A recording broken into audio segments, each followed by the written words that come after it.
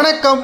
சென்னையில் போராட்டம், போலீஸ் குவிப்பு, ஒட்டுமொத்தமாக திமுக நடத்திய நாடகத்தால் திடீர் பரபரப்பு, காவல்துறையினர் அதிரடியான கைது. நண்பர்களே, இந்த வீடியோவிற்கு ஒரே ஒரு லைக் மற்றும் சப்ஸ்கிரைப் பண்ணிருங்க.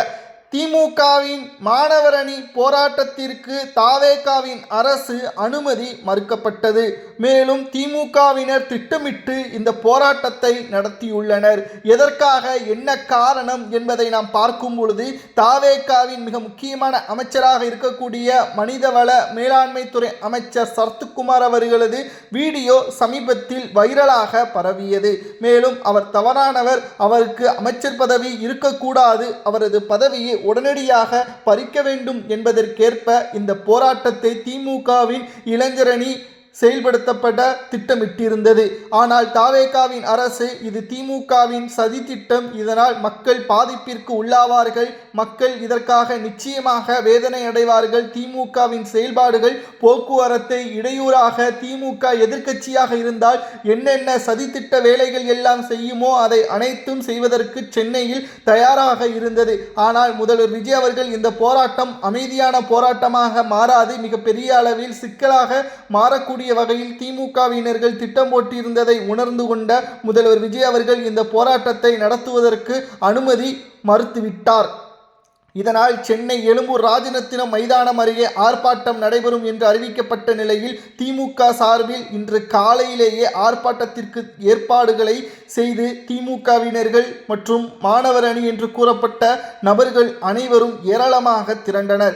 இதனால் 24 பேர் காவல்துறை அதிகாரிகளால் கைது செய்யப்பட்டு மண்டபத்தில் அடைக்கப்பட்டுள்ளனர். திமுகவினருக்கு மனம் தாங்கவில்லை. முதல்வராக விஜய் அவர்கள் அந்த இருக்கையில் இருந்தவுடன் ஸ்டாலின் அவர்களுக்கும் உதயநிதி அவர்களுக்கும் மனம் தாங்கவில்லை. எப்படியாவது ஆட்சியை கவிழ்க்க வேண்டும் என்று ஒட்டுமொத்தமாக திமுக கல்யாண மேடைகளில் ஒப்பாரி வைத்துக் கொண்டிருக்கிறது. இது திராவிட முன்னேற்ற கழகமா இல்லை ஒப்பாரி முன்னேற்ற கழகமா என்று சமூக வலைதளங்களில் கேள்விகள் கேட்கும் அளவிற்கு திமுகவின் மிக மோசமான செயல்பாடுகளை நம்மால் பார்க்க முடிகிறது. திமுகவுடன் கூட்டணி இருந்தால் அது நல்லவர்கள், அதுவே தாவேகாவின் பக்கம் சென்றுவிட்டால் அவர்கள் மோசமானவர்கள், அவர்களுக்கு எந்த ஒரு மக்களின் ஆதரவும் இல்லை என்று கூறக்கூடிய வகையில்தான் திமுக செயல்படுகிறது.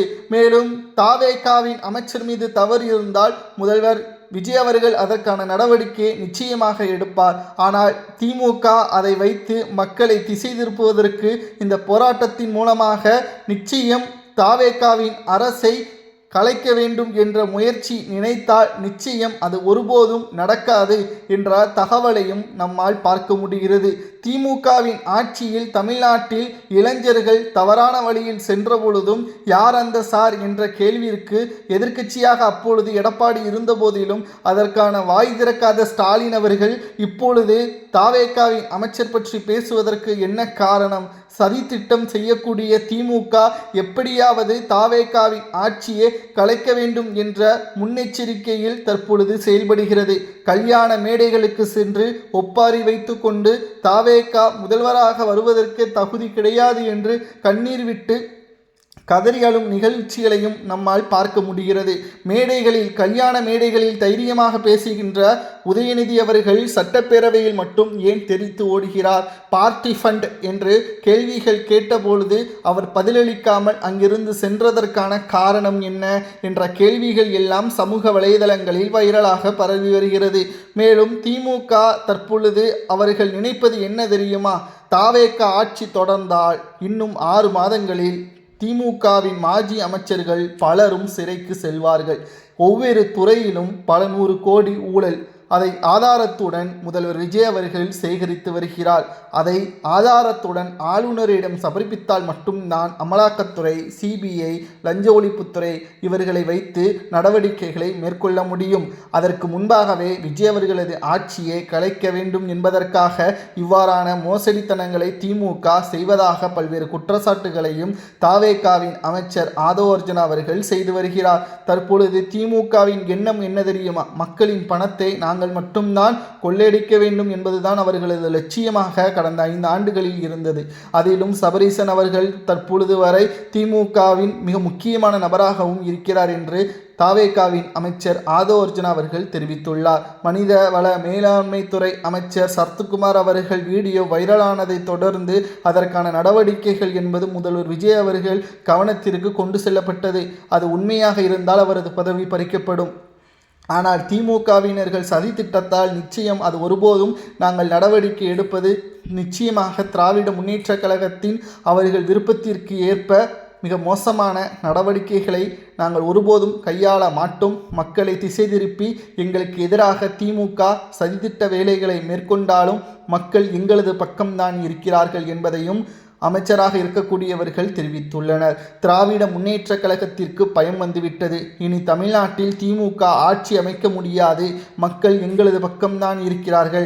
நடைபெறக்கூடிய இடைத்தேர்தலில் எங்களை திசை திருப்பி நாங்கள் மோசமானவர்கள் என்பதை மக்கள் மனதில் பதிய வைக்கக்கூடிய நிலையில் திமுக செயல்படுகிறது. ஆனால் நிச்சயமாக வருகின்ற இடைத்தேர்தலில் 6 தொகுதிகளையும் விசில் சின்னம்தான் வெற்றியடையும். முதல்வர் விஜய் அவர்கள் தான் வெற்றியடைவார்கள் என்பதையும் தற்பொழுது தாவேகாவின் நிர்வாகிகள் கூறி வருகிறார்கள். சென்னையில் மிகப்பெரிய அளவிலான போராட்டமாக மாறுவதற்கு திமுக ஏற்பாடுகளை செய்தது. ஆனால் அதை ஆரம்பத்திலேயே நாங்கள் தடுத்துவிட்டோம். கிட்டத்தட்ட திமுகவின் எண்ணம் மாணவர்களை வைத்து போராட்டத்தை நடத்தினால் அது மிகப்பெரிய அளவிலான மாற்றத்தை தமிழ்நாட்டில் தாவேகாவின் அரசிற்கு எதிராக கொண்டு வரும் என்று திமுகவின் நிர்வாகிகள் திட்டம் போட்டனர். ஆனால் அதை தற்பொழுது இன்று காலையிலேயே காவல்துறைகளை வைத்து 20 நபர்களை கைது செய்து அந்த ஆர்ப்பாட்டத்தை தற்பொழுது கலைக்கக்கூடிய வகையில் தாவேகா செயல்பட்டுள்ளது. திமுக தற்பொழுது செய்த ஊழல்களை எப்படியாவது நாங்கள் அந்த வழக்கிலிருந்து தப்பிக்க வேண்டும். ஊழல் செய்த டெண்டர் ஊழல், முறைகேடு, கமிஷன், லஞ்சம், பார்ட்டி பண் என்று அடுக்கிக் கொண்டே போகலாம் திமுகவின் ஆட்சியில். இதிலிருந்து தப்பிப்பதற்கு என்ன வழி? சிறை மட்டும்தான். தவறு ஒப்புக்கொண்டு நேரடியாக சரணடைந்தால் சிறை தண்டனை என்பது குறைவாக இருக்கும். அதுவே ஆதாரத்துடன் தாவேகாவின் அமைச்சர்கள் கண்டுபிடித்தால் நிச்சயம் சொத்துக்கள் பறிமுதல் செய்யப்படும் என்ற தகவலையும் நம்மால் பார்க்க முடிகிறது. திராவிட முன்னேற்ற கழகத்தின் மிகப்பெரிய அளவிலான ஒரு ஆட்சி கடந்த 5 ஆண்டுகளில் 7 லட்சம் வரைக்கும் கடனை பெற்று தமிழ்நாட்டில் அவர்களது ஆட்சியில் தமிழக மக்களின் எந்த ஒரு வளர்ச்சிக்காகவும் இவர்களது திட்டங்கள் செயல்படவில்லை. மக்கள் கேள்வி கேட்க ஆரம்பித்த பிறகு தற்பொழுது நல்லவர்கள் போல நாடகமாடுகிறார்கள் திமுகவினர்கள். ஆனால் மக்களுக்கு நன்றாகவே தெரியும் திமுகவின் உண்மை முகம் என்னவென்று. இதனால்தான் கடந்த 10 ஆண்டுகள் மறைந்த முன்னாள் ஜெயலலிதா அவர்கள் இருக்கும் பொழுது 10 ஆண்டுகள் அரியணை ஏற முடியாமல் மறைந்த முன்னாள் முதல்வர் ஜெயலலிதா அவர்கள் ஆட்சி அமைந்தார் என்றால் அதற்கு திமுகவின் ஊழலை மட்டும் தான் பிரச்சாரமாக செய்தார். அதேபோல்தான் நாங்களும் திமுகவின் ஊழலை மட்டும்தான் பிரச்சாரமாக செய்து வருகிறோம். அது திமுக எங்களை திசை திருப்புவதற்கு, மக்களை நல்லவர்களாக திமுக நினைக்க வேண்டும் என்று நினைப்பதற்கு இந்த மாணவர் அணி போராட்டத்தை கையில் எடுத்துள்ளது. இது சரியா தவறா என்பதை கமெண்ட் வாயிலாக கூறுங்கள் நண்பர்களே.